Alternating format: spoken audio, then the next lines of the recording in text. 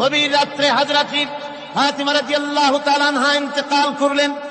কিছু সংখ্যক সাহাবীদের কাছে খবর দিয়া অল্প সময়ের ভিতরে জানাজার ব্যবস্থা করা হলো। হযরত আবু যর গিফারী রাদিয়াল্লাহু তাআলা আনহু কবরের ভিতরে নেমে গেলেন। কবরের ভিতরে নেমে গিয়া হযরত আবু যর বলেন, রে কবর, তোর ভিতরে আজকে কাকে রাখবো, তুই কি তা জানিস নাকি? কোনো জবাব আসে না। হযরত আবু যর বলেন, কবর রে, তোর ভিতরে আজকে যাকে রাখবো তিনি হতেছে হযরত ইমাম হাসান হোসেনের মা। বেহেশতের সমস্ত জওয়ানদের সরদার হবেন যারা, সেই দুইজনের মা তোর ভিতরে রাখবো, খবরদার বেয়াদবি করবি না। কোন জবাব না পেয়ে হযরত আবু যর বলেন, ওগো কবরের মাটি, তোর ভিতরে কাকে রাখবো কি জানিস? আসাদুল্লাহিল গালিব, দুনিয়ার সমস্ত কাফেরদের বিরুদ্ধে আল্লাহ রাব্বুল আলামিন যাকে বাঘ বানিয়ে পাঠালেন, সেই হযরতে আলী, তার স্ত্রী রেখে যাব, খবরদার বেয়াদবি করবি না। কোনো জবাব আসে না।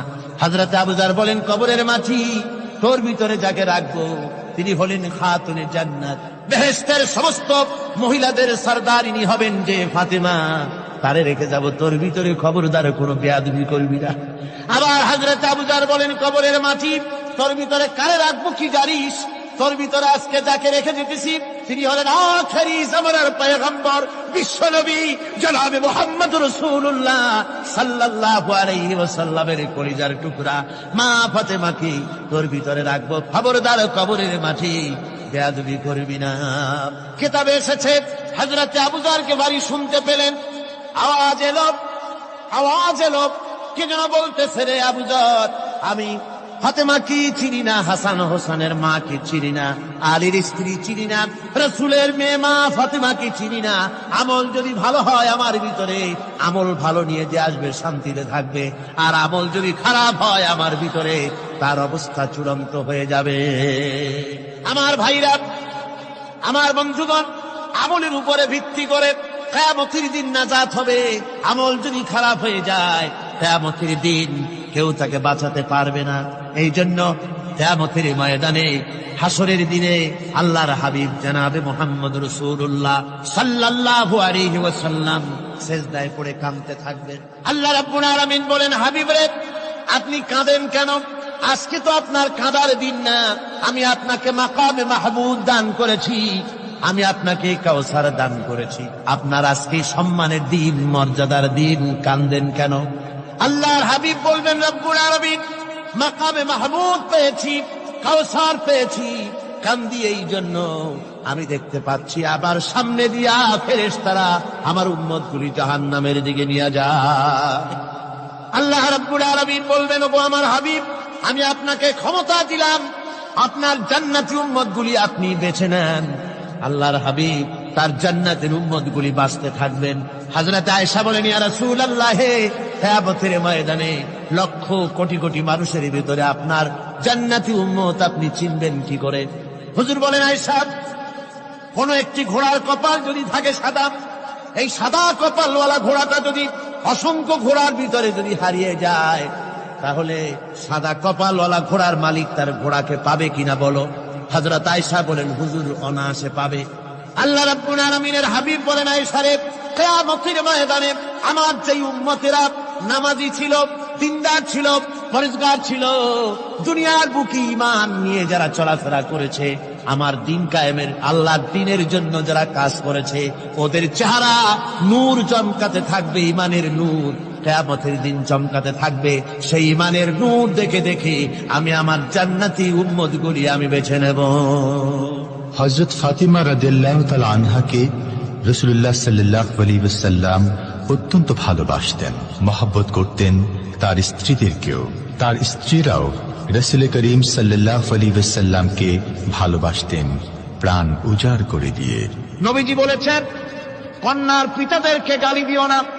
অনেকে টিটকারি করে, বারবার মেয়ে হয় ছেলে একটাও হয় না, সেই জন্য টিটকারি বটকারি করে। আল্লাহর নবী বলেছেন, মেয়ের পিতাকে গালি দিও না, ঠাট্টা করো না, যেহেতু আমি মুহাম্মদ রাসূলুল্লাহ সাল্লাল্লাহু আলাইহি ওয়াসাল্লাম, আমি মেয়েদের পিতা, আমি নিজে মেয়েদের পিতা। খাও না, মেয়েদের পিতাকে গালি দিও না। রাসূলুল্লাহ বলেছেন, আকাশের নিচে জমিনের উপরে খাদিজার মতো মহিলা আর নাই। সেই হযরতে খাদিজা রাসূলের 4টি মেয়ে পেটে ধারণ করেছিলেন। সুবহানাল্লাহ। মেয়ের প্রতি রাসূলুল্লাহ যথেষ্ট মহব্বত করতেন। মেয়েকে খুব ভালোবাসতেন হুজুর সাল্লাল্লাহু আলাইহি ওয়াসাল্লাম। হুজুরের কলিজার টুকরা ছিলেন মা ফাতিমা রাদিয়াল্লাহু তাআলা আনহা।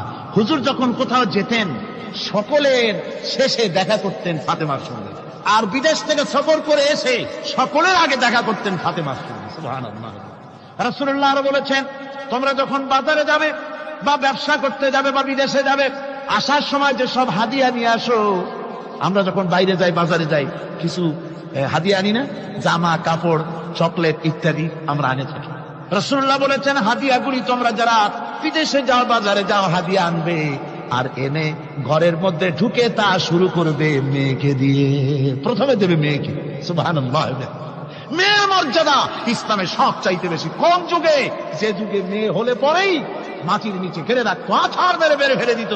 বেআইয়ি যামবিন কুতিলা, কোন অপরাধে তাদেরকে হত্যা করা হলো। আল্লাহ পাক কোরআনে কারীমের মধ্যে বলেছেন তাদের অপরাধ আর কিছু না, তারা নারী, এই জন্য তাদেরকে মেরে ফেলা হতো। রাসূলুল্লাহ তাদের ইজ্জত দিলেন। সুবহানাল্লাহ বিহামদিহি। রাসূলুল্লাহ সম্মান দিলেন, ইজ্জত দিলেন তাদের। কন্যা হিসাবে নারীর এই মর্যাদা। ফাতেমাকে রাসূল এত ভালোবাসতেন, ইন্তেকালের সময় হযরত ফাতেমা কাঁদতে কাঁদতে বেহুশ হয়ে যাওয়ার উপক্রম হয়ে গেল। রাসূলুল্লাহ হযরত ফাতেমাকে ইশারা দিলেন। হযরত ফাতেমা তার কান নিয়ে রাসূলুল্লাহর মুখের কাছে লাগাই দিলেন। আল্লাহ নবী কি যেন বললেন কানে কানে, হযরত ফাতেমার কান্না বন্ধ হয়ে গেল। হযরত আয়েশা বলেন, মা, রাসূলুল্লাহ তোমার কানে কানে কি বললো আর তোমার কান্না বন্ধ হয়ে গেল? হযরত ফাতেমা বলেন, ইয়া আম্মা জান, আমার আব্বা আমার কানে কানে বললো, মা ফাতেমা তুই কাঁদিস না, তোর কান্না আমার বরদাস্ত হয় না, তোমাকে কাঁদতে হবে না। আমি তোমাকে সুসংবাদ দিয়ে যেতেছি, আমি মরে যাওয়ার পর সর্বপ্রথম তোমার সাথে আমার দেখা হবে। রাসূলুল্লাহর এই ভবিষ্যৎবাণী হযরত ফাতেমা বুঝতে পেরেছেন যে হুজুরের ইন্তেকালের পরে আমার বেশি দেরি হবে না, আমিও তাড়াতাড়ি হুজুরের সাথে শামিল হতে পারবো। হুজুরের ইন্তেকালের 6 মাস পরই হযরত ফাতেমা রাদিয়াল্লাহু তাআলা আনহা ইন্তেকাল করেছেন। কন্যা হিসাবে নারীর মর্যাদা ইসলাম অনেক অনেক গুণে বাড়িয়ে দিয়েছে। এই কন্যা শিশু, কৈশোর, যৌবন পেরিয়ে যখন যৌবনে তার বিয়ে হয়ে যায়, আল্লাহ রাব্বুল আলামিন তখন বলেন, ওয়া মিন আয়াতিহি আন খালাকা লাকুম মিন আনফুসিকুম আজওয়াজান লিতাসকুনু ইলাইহা ওয়া জাআলা বাইনাকুম মাওয়াদ্দাতান ওয়া রাহমা। আল্লাহ পাক বলেন, আমার নিদর্শনের ভিতরে এটিও একটি নিদর্শন, আমি তোমাদের থেকে তোমাদের জোড়া তৈরি করেছি, তোমাদের স্ত্রীদেরকে তৈরি করেছি, তোমাদের সাথে তোমাদের স্ত্রীর ভালোবাসা সৃষ্টি করেছি, মহব্বত সৃষ্টি করেছি। এই মহব্বত আমি আল্লাহ তৈরি করেছি। আর যখন বুড়ো হয়ে যায় মানুষ, স্বামী স্ত্রী যখন বুড়ার বুড়ি হয়, তখন আর ভালোবাসা থাকে না, তখন ওই ভালোবাসা সহৃদয়তার করুণায় আমি আল্লাহ পরিণত করে দেই। বুড়ার জন্য তখন বুড়ি ছাড়া আর উপায় নাই, বুড়িরও আর বুড়া ছাড়া উপায় নাই। তখন ভালোবাসা কোনো বিশেষ কোনো অক্ষণীয় ভালোবাসা নয়, তখন একের উপরে অন্য একদম নির্ভরশীল হয়ে পড়ে। আল্লাহ পাক বলেন, এই অবস্থা আমি আল্লাহ সৃষ্টি করে দেই। সুবহানাল্লাহ। স্ত্রীকে রাসূলুল্লাহ কত ভালোবাসতেন। আল্লাহ নবী বলেছেন, আমার কাছে 3টা জিনিস প্রিয়, একটা হচ্ছে সুগন্ধি, একটা হচ্ছে নামাজ, আরেকটা হচ্ছে স্ত্রী। সুবহানাল্লাহ। স্ত্রী আমার কাছে প্রিয়। হুজুর বলেছেন, তোমাদের মধ্যে সেই ব্যক্তি উত্তম যে ব্যক্তি তার স্ত্রীর কাছে উত্তম। আমি আমার স্ত্রীদের কাছে উত্তম ব্যক্তি। সুবহানাল্লাহ। রাসূলুল্লাহ স্ত্রীকে কত ভালোবাসতেন। বিশ্বনবী রাজনৈতিক কর্মকাণ্ড চালাচ্ছেন, যুদ্ধের দামামা বাজতেছে, চতুর্দিকে কত অশান্তি, সবকিছু চলছে, স্ত্রীর হক আদায় করতে ভুলে যাননি। রাতের বেলায় হযরত আয়েশার বয়স কম, তাকে নিয়ে রাসূলুল্লাহ একটু সুযোগ পেয়েছেন, বলছেন, আয়েশা সব তো ঘুমিয়ে, চলো আমরা একটু দৌড়াই। ওই যে দূরে একটা জিনিস দেখা যায়, দৌড় দাও, দেখি কি আগে যায়। দুজনে দৌড় প্রতিযোগিতা করলেন। দৌড় প্রতিযোগিতায় হযরত আয়েশা ফার্স্ট হলেন, হুজুর পিছনে পড়ে গেলেন। হযরত আয়েশা খুব আনন্দ করলেন যে আপনি কিন্তু আমার সাথে দৌড়ে পারলেন।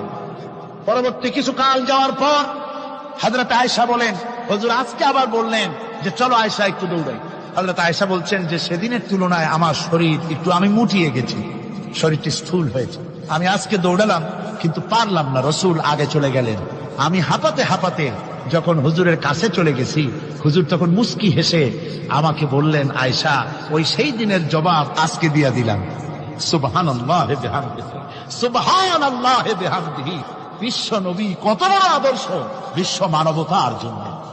তিনি বলেছেন, আরাফাতের ময়দানে রাসূলুল্লাহ বলেছেন, তোমরা যেমন পড়বে তোমার স্ত্রীদেরকে তেমন পড়াবে, তোমরা যেমন খাবে তোমার স্ত্রীদেরকে তেমন খাওয়াবে, স্ট্যান্ডার্ড মেনটেন করবে। তুমি ভালো দামের কাপড় পরবে, স্ত্রীকে খারাপ দিবে তা নয়। অধিকার দুজনেরই সমান, স্বামী এবং স্ত্রী সমান অধিকার। কিন্তু আমরা তা বুঝতে পারি না, বুঝতে চাই না। আমরা অনেকে মনে করেছি বিয়ে যখন করছি তখন আমি তো নওয়াবজাদা নসরুল্লাহ খান, আর বউ তো কেনা দাসী না। সে কিন্তু দাসী না, তার মর্যাদা আছে, তার সম্মান আছে। তার সম্মান আপনাকে দিতে হবে। রাসূলুল্লাহ দিয়েছে, আপনাকেও দিতে হবে। রান্না বান্না হতে দেরি হয়, কত গালাগালি শুনতে হয় নারীকে। আল্লাহর নবীর স্ত্রী হযরত আয়েশা বলেছেন, আল্লাহর নবী কাজ করে, মানুষের সঙ্গে কথা বলে, রাষ্ট্রীয় দায়িত্ব পালন করে ঘরের ভিতরে সে যখন দেখেছেন রান্না হতে দেরি আছে, রাসূলুল্লাহ বিরক্ত হন নাই, ভ্রু কুঞ্চিত করেন নাই, চোখ মোটা করেন নাই, আমাকে কোনো কথা শোনান নাই, বরং আমার কাছে বসে রান্নায় আমাকে সহযোগিতা করেছেন। সুবহানাল্লাহ বিহামদি। এই হলো আল্লাহর রাসূল, এই হলো বিশ্ব নবী। স্ত্রীর সঙ্গে কি মহব্বত! সুবহানাল্লাহ। হুজুর মহব্বত করতেন স্ত্রীদেরকে। রাসূলুল্লাহর ঘরে দৌলত ছিল না, কিন্তু মহব্বত দিয়ে ভরা ছিল ঘরটা। হুজুরের ঘরে ফ্রিজ নাই, এসি নাই, হুজুরের ঘরে কার্পেট নাই, হুজুরের ঘরের মধ্যে জাজিম নাই, তোশক নাই, বড় বড় কম্বল নাই, আরামের কোন জিনিস নাই, মডার্ন ইকুইপমেন্টস কিচ্ছু নাই, দৌলত নাই, কিন্তু মহব্বত দিয়ে ঘরটা ভরা। হযরত আয়েশা বলেছেন, আমি পানি পান করে, যখন আমি পানি পান করে গ্লাস রেখে দিতাম, আল্লাহর নবী তখন গ্লাসের সেই জায়গায় ঠোঁট লাগাতেন যেখানে আমি ঠোঁট লাগাইয়া পানি পান করেছি।